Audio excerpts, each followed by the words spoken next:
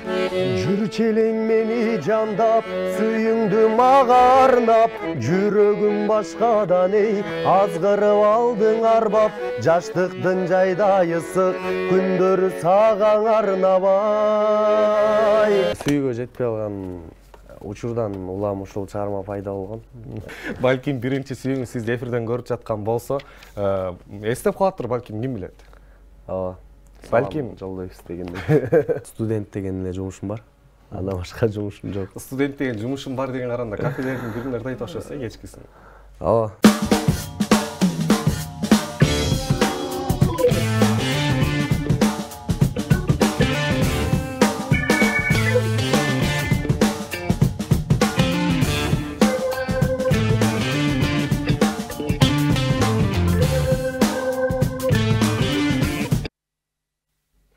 Саламатсыздарбы, жалпы Ниту шоу программасынын сүйүктүү көрөрмандары. Кайрадан сиздер менен көгүлтүр экран аркылуу жолугушуп жатканыбызга кубанычтабыз. Сиздер үчүн бүгүн алдыда сонун эфир болот десек болот. Эмнеси менен өзгөчө деп жаткан болсоңуздар, сиздер үчүн ырчы мырзалар келип турат. Ырчы мырзалар жөн келбестен сиздер үчүн мыкты ырларды, мыкты клиптерди алып келип турган экен. Албетте алдыңкы мүнөттөрдө сиздер менен чогуу көп болобуз. Андыктан жалпыңыздарды экрандан алыстай туруңуздарды суранабыз.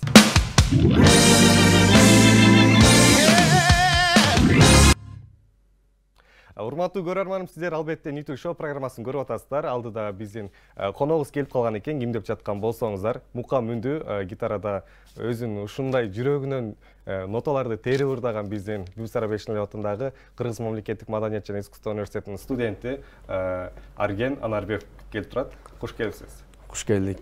Кандай келип алдыңыз? Жакшы келип алдык. Буюрса, эште жакшы погода, маанай жакшы дегендей. Бизге кандай жаңылыктар менен келдиңиз? Сиздерге жакшы жаңылык менен келип калдык. Биздин алгачкы клибибизди сиздердин куттуу студияңыздарга алып келип турабыз. Сиздердин көрөрмандарыңыздарга кадырлуу кыргыз элине тартуулайлы деп жакшы ниеттер менен келдик.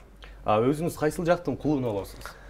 Мен Жалал Абад областына караштуу Ак Сыр районунун Кара Суу деген айылында 2002-жылы жарык дүйнөгө келгем.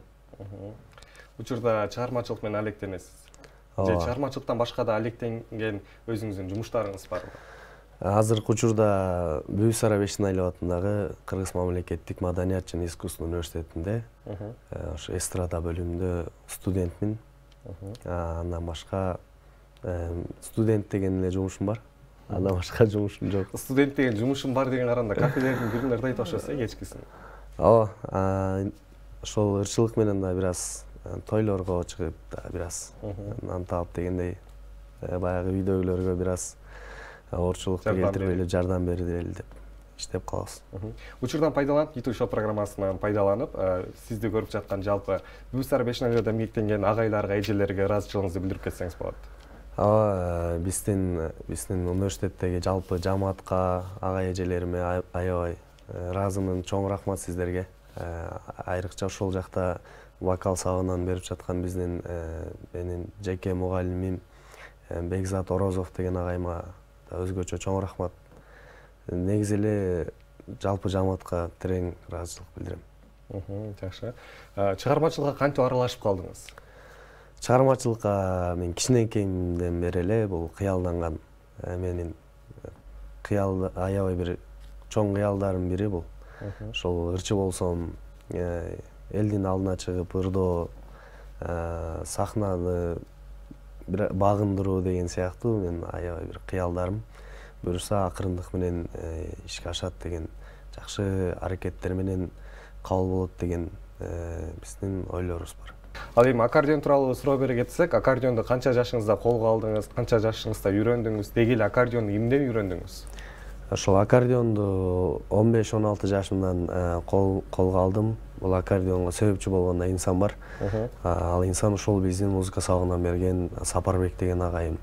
Ушул аккордеонун колума карматып, ушул үйрөтүп, биздин ушул айлыбыздан, биздин мектебибизден ушул бир жакшы музыкант, бир ырчы бала чыксын деген ниетте үйрөтүп калса керек.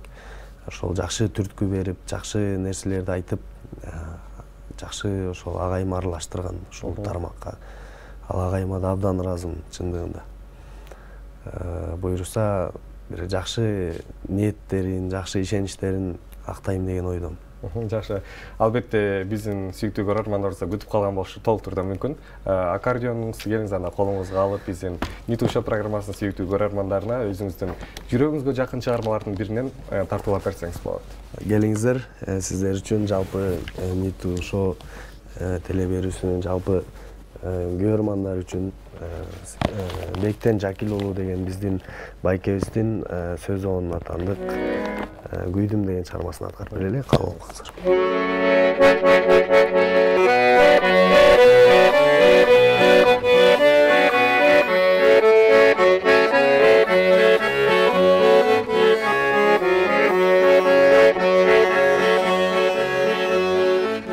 Жүрчелең мени жандап, сүйүңдү мага арнап, жүрөгүм башкадан азгырып алдың арбап, жаштыктын жайдайы ысык күндөрү сага арнабай.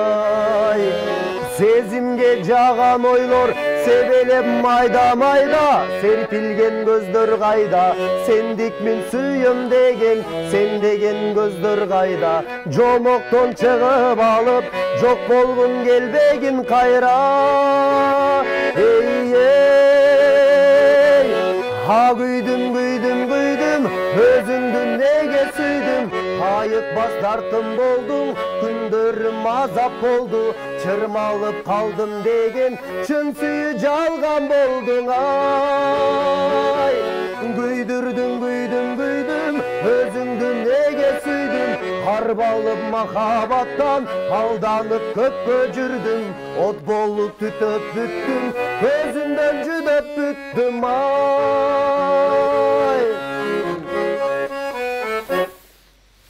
Баракелде. Негизинен сизге суроо берипким келип атат да, жантан бери байкап отурсам, ушунчалык бир сүйүүгө жетпей калган адамдай көрүнөсүз да, бунун сыры эмнеде болду экен?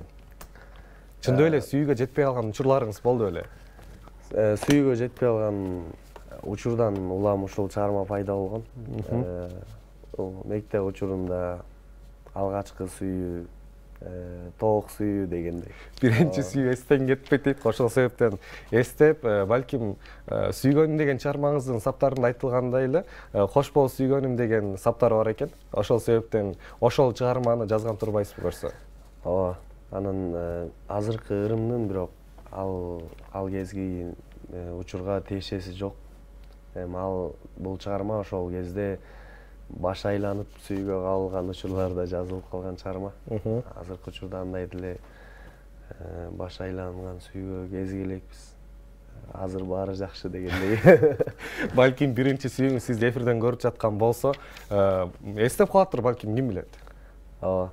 Балким жолдойбуз дегендей. Балким кайтып келсе, ошол биринчи сүйүүңүз менен кайра жолугат белеңиз.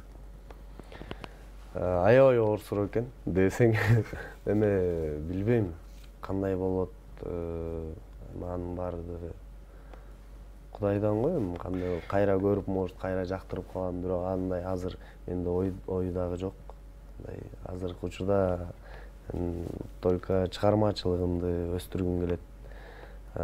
Ошол жактан бир жакшы ийгиликтерге жетким келет чындыгында. Баягы сүйүүгө жетпей калган адам оор басырыктуу болуп, токтоо болуп калат го. Ошол себептен учурдан пайдаланып сизди да байкап атам. Ушунчалык токтоосуз, сүйүүгө жетпей калып, мындай жүзүңүздөн эле билинип турат да. Балким сүйгөнүңүз келип калып, ага жолугуп калгандан кийин, балким тетирсен болуп калатыр, ким билет. Баягы токтоо арген, шайыр аргенге айланып дегендей. Балким мен негизи ошол өзүм оор басырыктуу жүргөнгө аракет кылам. Ушундай нерсе да жагат чындыгында. Жакшы. Салмактуу болуп жүргөн. Сүйүктүү Ниту Шоу программасынын сүйүктүү көрөрмандары, көгүлтүр экранда чыгып турган биздин WhatsApp номерлерге өзүңүздөрдүн суроолоруңуздар болсо жөнөтсөңүздөр болот.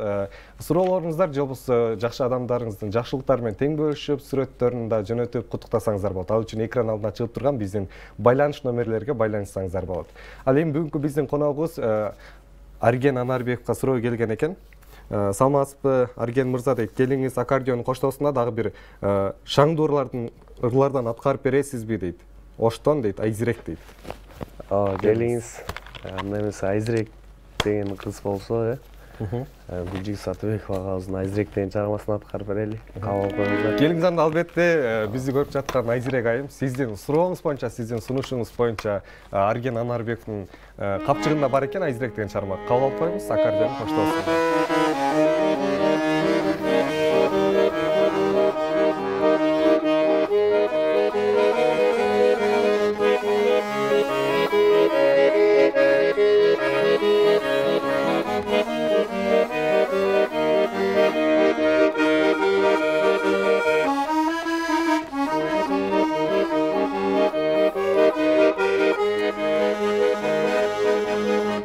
Козгобо жүрөк жарасын, дарысын кайдан табасын, дартыма даба сен болуп, алтыным мага жагасың, жолукса күнделе, жүрөгүң муз беле, кыйнадың сен неге, кыйнадың сен неге,